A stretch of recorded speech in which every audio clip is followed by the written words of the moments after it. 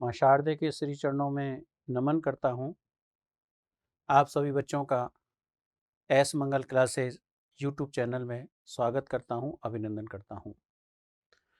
महत्वपूर्ण प्रश्नों की सीरीज की श्रृंखला में बच्चों, जिन प्रश्नों को मैं लेने जा रहा हूँ वो आपके सेकंड ग्रेड के लिए, आपके थर्ड ग्रेड के लिए, रीट का एग्ज़ाम के लिए, सी टेट के लिए, एमपी टेट के लिए, यूपी टेट के लिए, एस टेट के लिए, या फिर आप केवी का कोई भी एग्ज़ाम देते हैं, उन सब के लिए ये सारे प्रश्न बहुत महत्वपूर्ण प्रश्न हैं।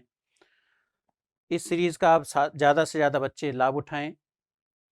सामाजिक शिक्षण विधियाँ L2 के बच्चों के लिए, जो अभी फरवरी माह में रीट की मुख्य परीक्षा आयोजित होने जा रही है उसके लिए, और जो फर्स्ट लेवल के बच्चे हैं जिसमें 5 शिक्षण विधियाँ पूछी जानी है, उनके लिए ये बहुत उपयोगी है। और जो सेकंड ग्रेड के एसएसटी के बच्चे हैं उनके लिए भी प्रश्न बहुत इंपॉर्टेंट है। तो चलिए पहला प्रश्न देखिएगा बच्चों। पहला प्रश्न है, समाजीकरण की प्रक्रिया में प्रमुख भूमिका किसकी होती है? क्या गणित शिक्षण की होती है, या अर्थशास्त्र शिक्षक की होती है, या नागरिक शास्त्र शिक्षक की होती है, या फिर सामाजिक अध्ययन शिक्षक की होती है? यहाँ जो बात है वो सामाजिकरण की प्रक्रिया को लेकर के है, और सामाजिकरण की प्रक्रिया की जब अपन बात करें तो वहाँ सामाजिक अध्ययन शिक्षण की बात आती है। सामाजिकरण की प्रक्रिया को जो लाने का काम है, समाजीकरण करने का काम है, वो किसका होता है?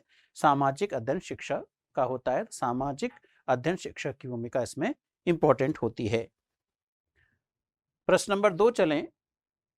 पर्यटन का सामाजिक अध्ययन में महत्वपूर्ण स्थान है क्योंकि? पर्यटन को हम शैक्षिक भ्रमण भी कहते हैं, और यदि कोई लघु अवधि में किया जाए, आसपास किया जाए, तो उसे लघु भ्रमण या क्षेत्र भ्रमण भी कहते हैं। आसपास देखा जाए, जाया जाए तो लघु भ्रमण या क्षेत्र भ्रमण कहा जाता है, और बड़े स्तर पर किया जाता है तो वो शैक्षिक भ्रमण कहलाता है। तो पर्यटन का सामाजिक अध्ययन में महत्वपूर्ण स्थान है क्योंकि प्रत्यक्ष अनुभव स्थायी होता है, छात्रों के लिए पर्यटन मनोरंजक होता है, अध्यापकों के लिए सुविधाजनक होता है, छात्रों में सामाजिकता का विकास होता है। तो देखिए बच्चों, इसमें ध्यान दीजिएगा, विकल्प कई सारे ठीक लग रहे हैं। पहला विकल्प भी ठीक लग रहा है, तीसरा वाला भी ठीक लग रहा है, और चौथा वाला विकल्प भी ठीक लग रहा है। अध्यापकों के लिए सुविधाजनक होता है, ये विकल्प ठीक नहीं है। अब इन जो 3 विकल्प ठीक लग रहे हैं, 3 विकल्पों में से आपको सही आंसर, सही बेहतर विकल्प जो ढूंढना है वो आपको देखना पड़ेगा। छात्रों में सामाजिकता का विकास होता है, बिल्कुल ठीक बात है। छात्रों के लिए पर्यटन मनोरंजन देता है, यह बात भी ठीक है, लेकिन सबसे बेहतर आंसर है वो पहला वाला है कि हमारा मकसद है बच्चों को पहले शिक्षा प्रदान करना, दूसरा मकसद है मनोरंजन प्रदान करना। तो पहला मकसद, जब यदि हम वहां ले जाते हैं तो बच्चे क्या करते हैं? प्रत्यक्ष अनुभव प्राप्त करते हैं। तो ऐसी तकनीकी जिसके द्वारा विद्यार्थी प्रत्यक्ष अनुभवों के द्वारा स्थायी ज्ञान की प्राप्ति करते हैं, वही पर्यटन कहलाती है, शैक्षिक भ्रमण कहलाती है। तो इन तीनों विकल्पों में बेहतर विकल्प कौन सा है? प्रत्यक्ष अनुभव द्वारा स्थायी ज्ञान की प्राप्ति होना, यानी प्रत्यक्ष अनुभव स्थायी होता है। प्रश्न नंबर 3 पर चलें अपन। तो प्रश्न नंबर 3 है, सामाजिक अध्ययन विषय शिक्षण का समग्र दृष्टि से मुख्य उद्देश्य। समग्र दृष्टि से सामाजिक अध्ययन विषय शिक्षण का समग्र दृष्टि से, होलिस्टिक अप्रोच की बात की जा रही है। समग्र दृष्टि से इसका मुख्य उद्देश्य क्या है? समाज के प्रति उत्तरदायित्व का बोध कराना, ठीक है। सामाजिक समस्याओं के विश्लेषण का प्रयत्न करना, यह भी ठीक है। केवल सामाजिक कुरीतियों के प्रति रुचि पैदा करना नहीं, भावी जीवन की समस्याओं का समाधान प्रस्तुत करना। यहां भी बेहतर विकल्प 3 है अपने पास में। इन तीनों में भी बहुत अच्छा विकल्प कौन सा है उसे ढूंढना होगा हमें। सामाजिक अध्ययन विषय शिक्षण का समग्र होलिस्टिक अप्रोच जिसकी अपन बात करते हैं, वो पहला वाला विकल्प है बच्चों, समाज के प्रति उत्तरदायित्व का बोध कराना। हमें बच्चों को बोध कराना होगा समाज के प्रति उसके क्या दायित्व हैं, क्या उत्तरदायित्व बनते हैं, क्या ड्यूटीज हैं, उनका बोध कराने का काम है वो इस विषय के माध्यम से किया जाता है। इसलिए इन तीनों विकल्पों में भी बेहतर विकल्प कौन सा है? वो पहले वाला है, पहले वाला करेक्ट आंसर है। नेक्स्ट चौथा वाला प्रश्न पढ़ें। चौथे वाले प्रश्न का अध्ययन करें अपन। तो सामाजिक अध्ययन की नवीन संकल्पना है, सामाजिक अध्ययन विषय की जो नवीन संकल्पना है वो क्या है? 4 विकल्प है आपके पास में। शिक्षार्थी लोकतांत्रिक समाज में प्रभावशाली भूमिका अदा कर सके, शिक्षार्थी अर्थ उपार्जन कर सकें, शिक्षार्थी विषय वस्तु का ज्ञान प्राप्त कर सकें, शिक्षार्थी सर्वांगीण विकास कर सकें। देखो यहां पर भी ये 3 विकल्प सही नजर आ रहे हैं। अर्थोपार्जन करना ये कभी भी संकल्पना नहीं हो सकती।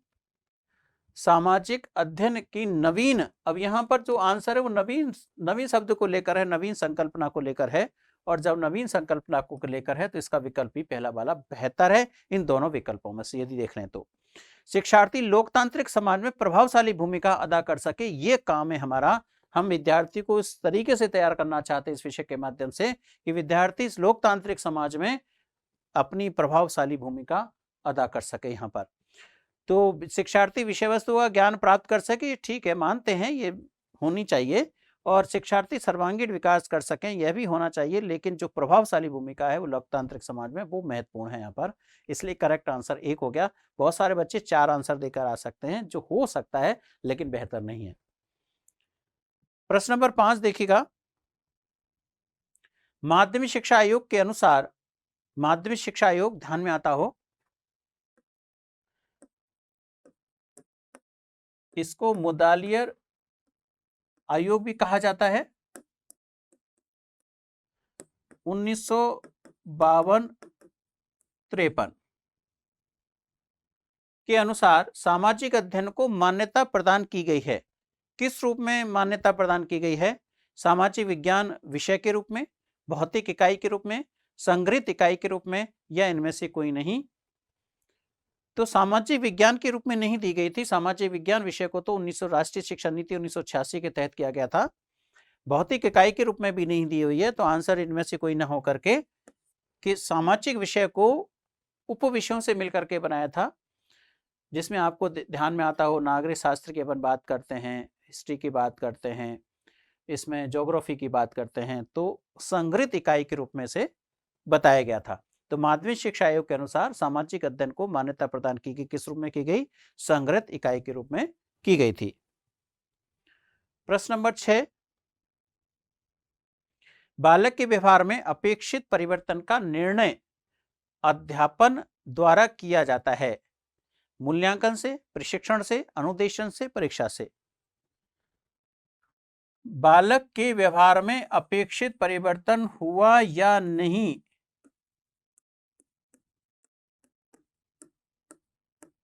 हुआ या नहीं, इसका पता कैसे लगेगा? इसका पता किससे लगेगा? मूल्यांकन से लगेगा।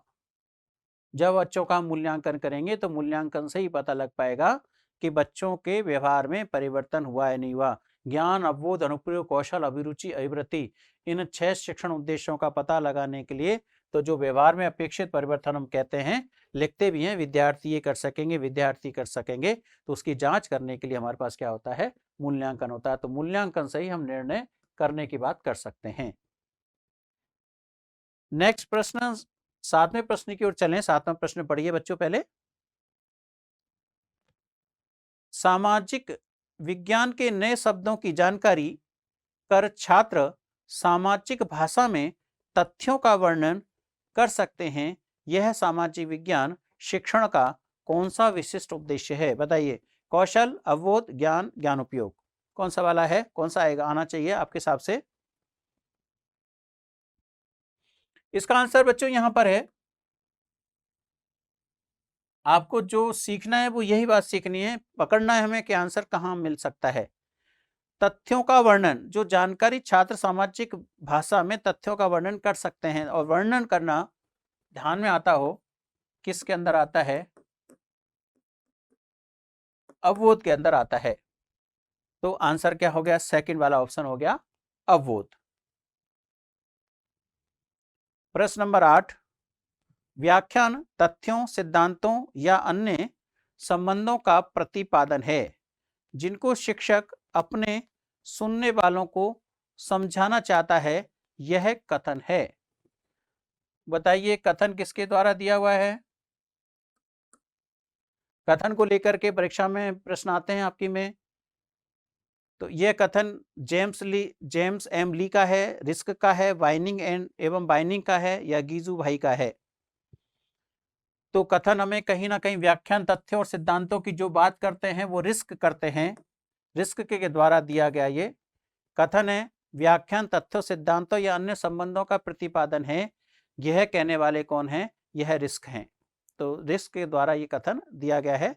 शिक्षक अपने सुनने वालों को समझना चाहता है।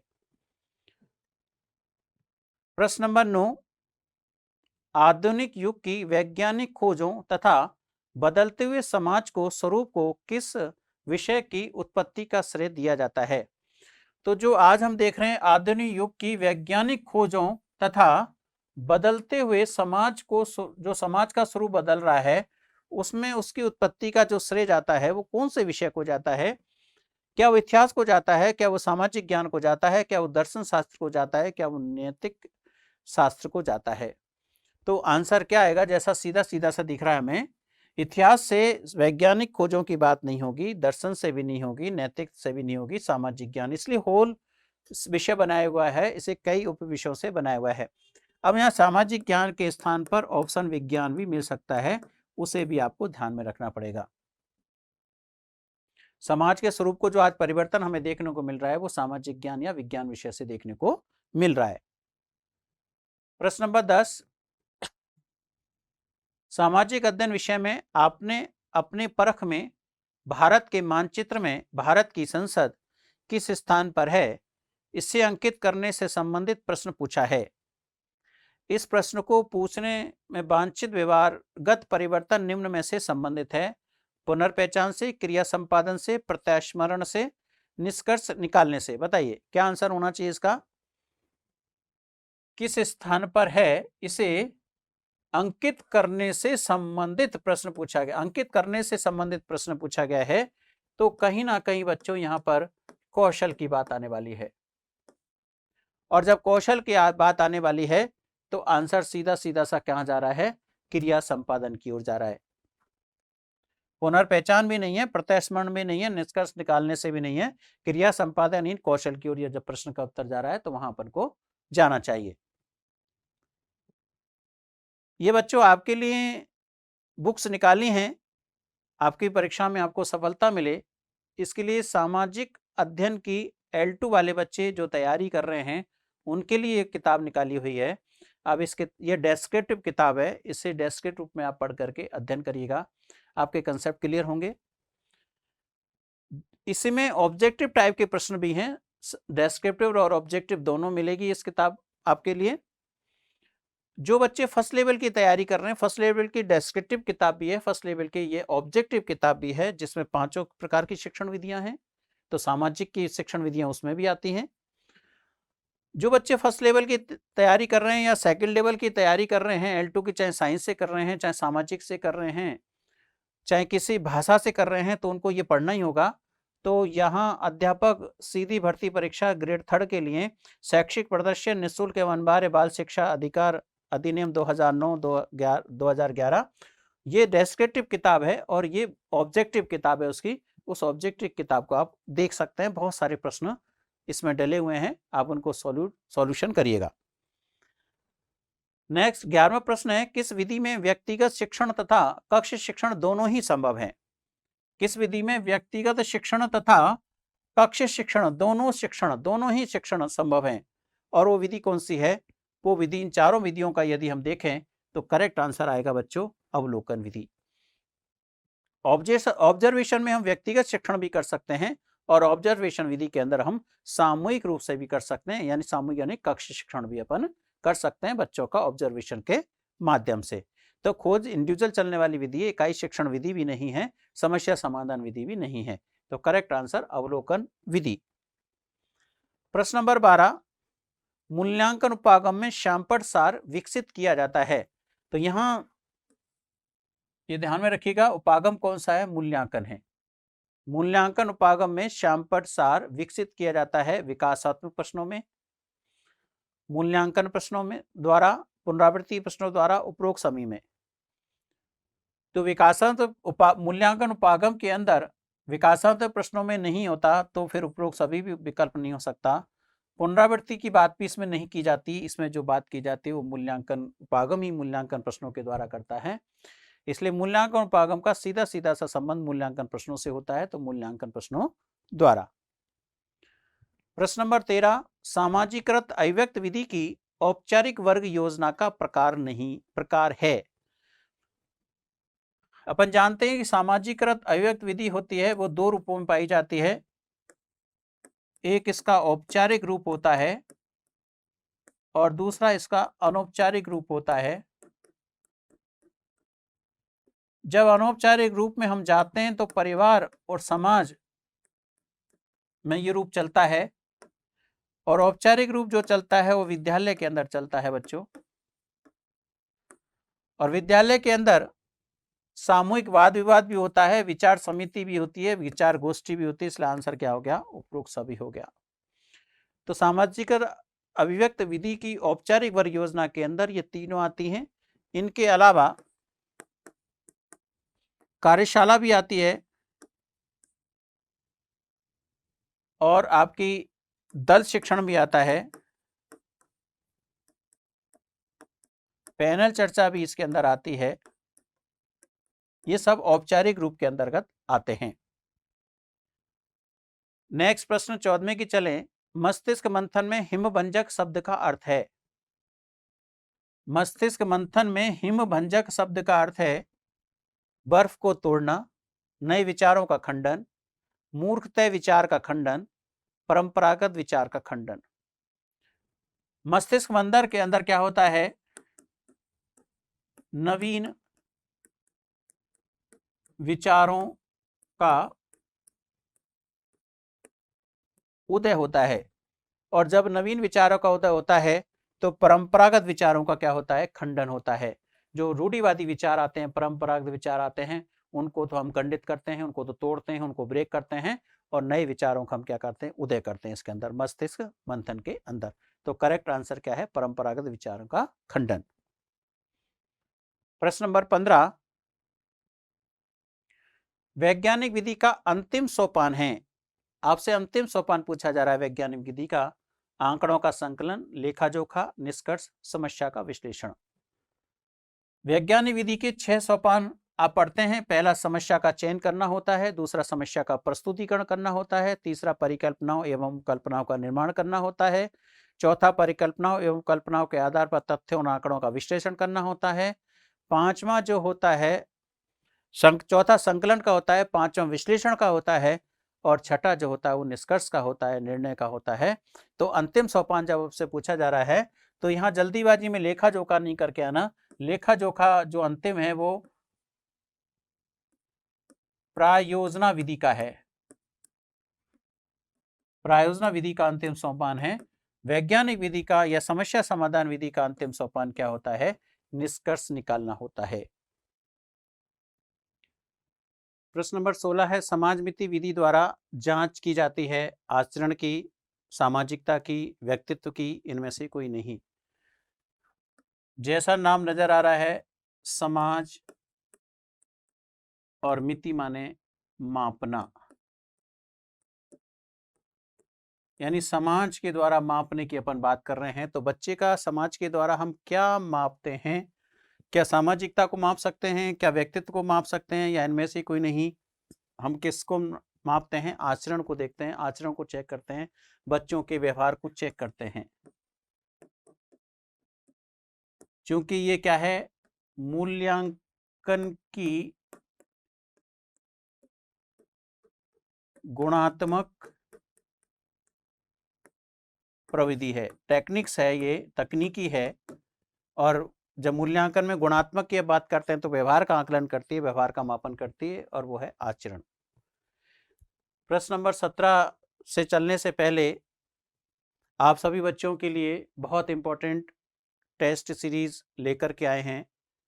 जो बच्चे कक्षा 1 से 5 तक की फर्स्ट लेवल के बच्चे हैं वो इन टेस्ट सीरीज को जरूर ज्वाइन करें। टेस्ट सीरीज को आप ज्वाइन करते हैं तो मिनिमम 5 टेस्ट आप इसमें दे सकते हैं, और भी टेस्ट दिए जाएंगे आगे। मात्र 250 रुपये है, लेकिन अभी आप रजिस्ट्रेशन करा देते हैं तो 200 रुपये में आप रजिस्ट्रेशन करा सकते हैं। जो हमारे सामाजिक अध्ययन विषय के L2 के विद्यार्थी हैं, ग्रेड 3 की जो तैयारी कर रहे हैं फरवरी माह में होने वाली परीक्षा की, तो उसका रजिस्ट्रेशन करा सकते हैं, 50 रुपये की छूट आप पा सकते हैं। जो हमारे हिंदी विषय के विद्यार्थी हैं, तैयारी कर रहे हैं, वो इस हिंदी वाली टेस्ट सीरीज को ज्वाइन कर सकते हैं। गणित और विज्ञान वाले विद्यार्थी वो गणित और विज्ञान की इस टेस्ट सीरीज को ज्वाइन कर सकते हैं। तो पूरा कंप्लीट सिलेबस इसके अंदर आएगा और कंप्लीट सिलेबस का आप सभी बच्चों को असेसमेंट करना चाहिए। बहुत इंपॉर्टेंट सीरीज है और इसका लाभ आप ज़्यादा से ज़्यादा बच्चे ले सकते हैं।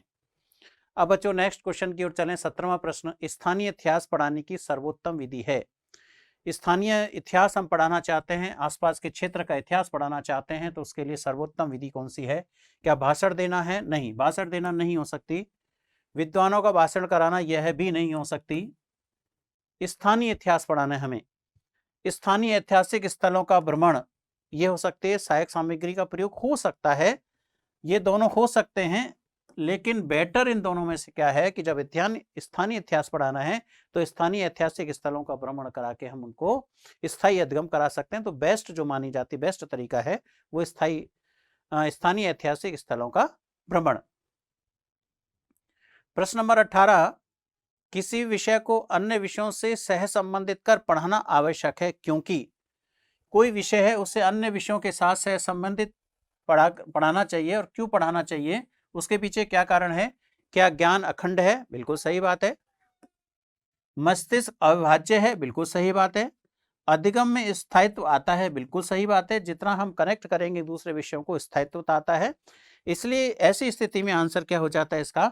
उपरोक्त तीनों आंसर सही हो जाता है। ज्ञान अखंड है, बिल्कुल ज्ञान टूटता नहीं है, ज्ञान अखंड है। मस्तिष्क भी अविभाज्य होता है और अधिगम में स्थायित्व आता है। तीनों चीजें होती हैं यदि विषय को हम दूसरे विषयों के साथ अटैच करके पढ़ाएं तो। प्रश्न नंबर 19, निम्नांकित में से कौन सा निबंधात्मक प्रश्नों का अवगुण है? निबंधात्मक प्रश्नों का अवगुण ढूंढना है, गुण नहीं ढूंढना है, ध्यान में रखिएगा। यह जटिल अधिगम परिणामों का मापन करते हैं? बिल्कुल करते हैं। इन्हें तैयार करना आसान है? बिल्कुल सही बात है। इनमें स्कोरिंग में विषय निष्ठता पाई जाती है, ये अवगुण है। ऑब्जेक्टिविटी नहीं होती, इनमें सब्जेक्टिविटी पाई जाती है, विषय निष्ठता पाई जाती है, ये गलत है। क्योंकि कोई भी को चेक करता है, जब एक ही अध्यापक उसको 2 बार चेक करता है तो अलग अलग मार्क्स दे देता है। विषय निष्ठता पाई जाती है, ऑब्जेक्टिविटी नहीं पाई जाती, इसलिए अवगुण है ये। तो इनमें से कोई नहीं हो सकता। तो करेक्ट आंसर क्या हो गया? तीसरा वाला जो ऑप्शन है ये वाला सही हो गया। ये क्या है? अवगुण है, ध्यान में रखिए। और लास्ट इस सीरीज का प्रश्न नंबर 20 है, संरक्षित, असंरक्षित एवं अर्ध संरक्षित निम्नलिखित में से किस मूल्यांकन तकनीकी के प्रकार हैं? किस मूल्यांकन तकनीकी के प्रकार हैं? व्यक्ति अध्ययन के हैं, साक्षात्कार के हैं, क्रम निर्धारण मापनी के हैं, प्रश्नावली के हैं। इन चारों को यदि आप अध्ययन करेंगे, केस स्टडी अपन जानते हैं कि असामान्य बालकों का अध्ययन करने की विधि होती है, वो केस स्टडी करने आती है। क्रम निर्धारण मापनी भी अपन रेटिंग स्केल जिसको कहते हैं अपन, ज्यादा या कम की बात करते हैं तो क्रम निर्धारण की बात करते हैं। प्रश्नावली से भी हम बालकों के व्यवहार के अध्ययन की बात करते हैं। चित्रित प्रश्नावली या अचित्रित प्रश्नावली तो हो सकती है। साक्षात्कार संरक्षित, असंरक्षित और अर्ध संरक्षित तीनों इसके अंतर्गत आते हैं। कंट्रोल, साक्षात्कार कंट्रोल भी होता है या जिसको हम नियंत्रित कहते हैं। साक्षात्कार अनियंत्रित भी होता है और साक्षात्कार बीच वाली मध्य की अवस्था में भी होता है। तो ये जो तीनों चीजें हैं, संरक्षित, अर्ध संरक्षित और असंरक्षित, ये तीनों किसके अंतर्गत आते हैं? साक्षात्कार के अंतर्गत आते हैं। साक्षात मूल्यांकन तकनीकी है वो साक्षात्कार, करेक्ट आंसर है आपका यहाँ पर। तो इस तरीके से 20 प्रश्न आपको ये सॉल्व करने, अच्छे प्रश्न हैं। और ज्यादा से ज्यादा प्रश्न जानने के लिए, समझने के लिए बच्चों एस मंगल क्लासेज इस YouTube चैनल को आपको ज़्यादा से ज़्यादा लाइक करना चाहिए, सब्सक्राइब करना चाहिए और ज़्यादा से ज़्यादा आप सब बच्चों को शेयर करना चाहिए, जिससे कि अधिक से अधिक बच्चे इस चैनल का लाभ उठा सकें और अच्छे से अच्छे प्रश्नों को सॉल्व कर सकें और अपनी सफलता सुनिश्चित कर सकें। बहुत बहुत आभार, बहुत बहुत धन्यवाद।